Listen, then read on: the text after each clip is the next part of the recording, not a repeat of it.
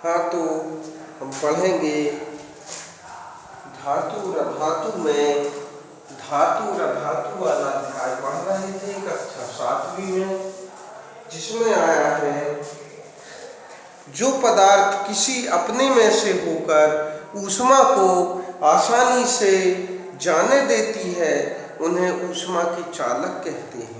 इनके उदाहरण हैं एल्यूमीनियम, आयरन, लोहा, कॉपर, तांबा। जो पदार्थ अपने में से होकर ऊष्मा को आसानी से नहीं जाने देते उसे ऊष्मा के कुचालक कहते हैं। जैसे प्लास्टिक तथा लकड़ी कुचालक को ऊष्मारोधी भी कहते हैं। जल तथा वायु ऊष्मा के कुचालक हैं। इन पदार्थों में ऊष्मा का स्थानांतरण कैसे होता है, आइए पता लगाएं। अपने प्रेक्षणों को नोटबुक में लिखिए। जो कुछ आप देख रहे हैं उनका चित्र भी बनाइए। जब जल को गर्म करते हैं तो ज्वाला के पास का जल गर्म हो जाता है। गर्म जल ऊपर उठता है और इस गर्म जल के आसपास का ठंडा जल उसका स्थान लेने के लिए आ जाता है। फिर यह जल भी गर्म होकर ऊपर उठता है तथा आसपास से जल फिर इसके स्थान पर आ जाता है। यह प्रक्रिया तब तक चलती रहती है जब तक कि सारा जल गर्म न हो जाए। ऊष्मा स्थानांतरण इस विधि को संवहन कहते हैं। मतलब ऊष्मा की इस विधि को संवहन, जैसे मान लो अपन जब पानी को गर्म करते तो पहले नीचे के कण जल के गर्म होते धीरे धीरे वो पूरे में फैल जाते हैं और पूरा पानी गर्म हो जाता है।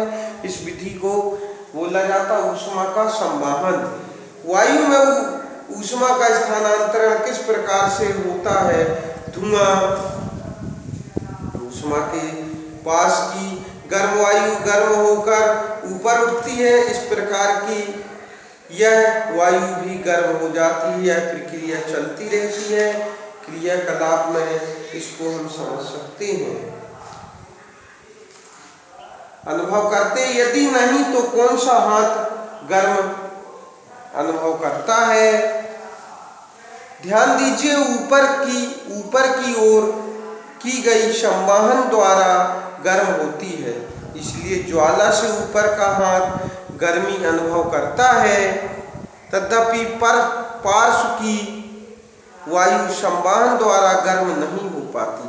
मतलब एक मोमबत्ती में अपन एक ऊपर हाथ लगाएंगे, एक बाजू में लगाएंगे तो ऊपर का हाथ गर्म करेगा, लेकिन बाजू वाला नहीं।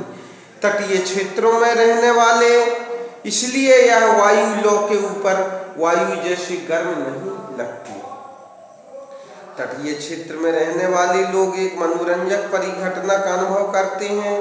दिन के समय स्थल या धरती या तल जल की अपेक्षा शीघ्र गर्म होता है। स्थल के ऊपर की वायु गर्म होकर ऊपर उठती है। इसका स्थान लेने के लिए समुद्र की ओर से ठंडी वायु स्थल की ओर बहती है। चक्र को पूरा करने के लिए स्थल की ओर से वो गर्म वायु समुद्र की ओर बह जाती है। समुद्र की ओर से आने वाली वायु को समुद्र समीर कहते हैं। समुद्र समीर की ठंडी वायु का लाभ उठाने के लिए तटीय क्षेत्र के भवनों में खिड़कियों समुद्र की ओर बनाई जाती हैं। रात्रि में यह प्रक्रम ठीक विपरीत हो जाता है। समुद्र का जल स्थल की अपेक्षा धीमी गति से ठंडा होता है, इसलिए स्थल की ओर ठंडी वायु समुद्र की ओर बहती है।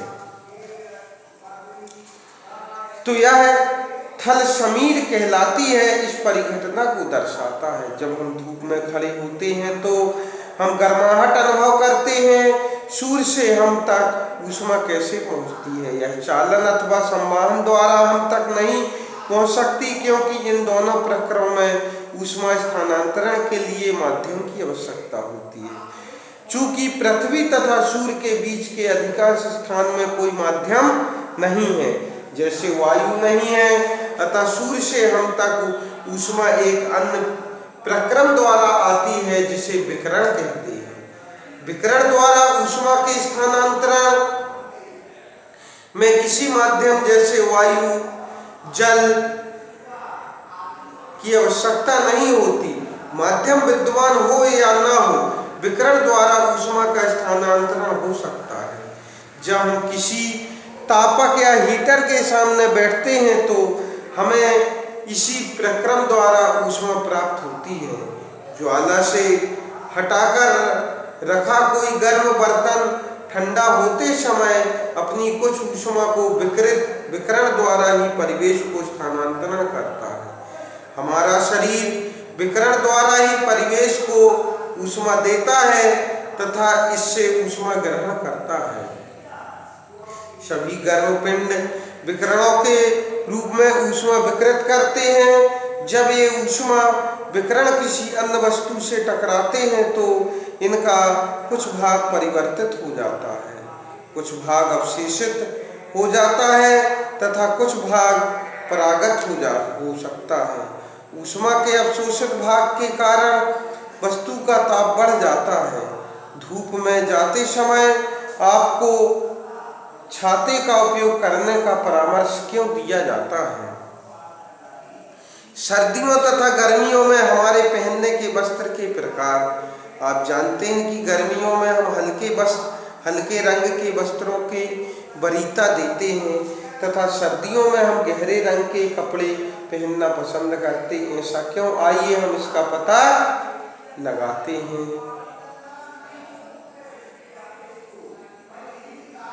इन क्रियाकलापों में आप यह निष्कर्ष निकाल सकते हैं कि गर्मियों में सफेद या हल्के रंग के वस्त्र तथा सर्दियों में गहरे रंग के वस्त्र पहनना अधिक आरामदायक क्यों प्रतीत हो।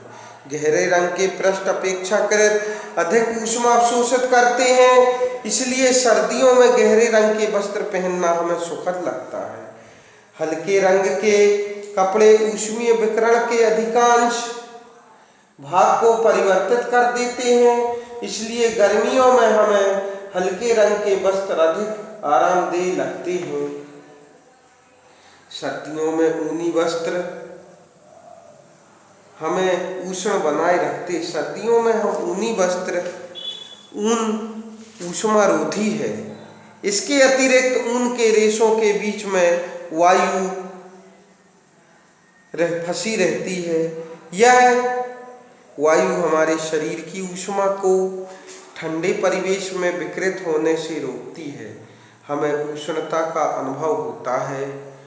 मान लीजिए सर्दियों में आपको एक मोटे कंबल अथवा एक के ऊपर एक जुड़े दो पतले कंबल में से किसी एक का चुनाव करके उपयोग करने की छूट दी जाए तो आप इनमें से किसे चुनेंगे और क्यों? याद रखिए, दो कंबलों के बीच वायु की एक परत विद्यमान है।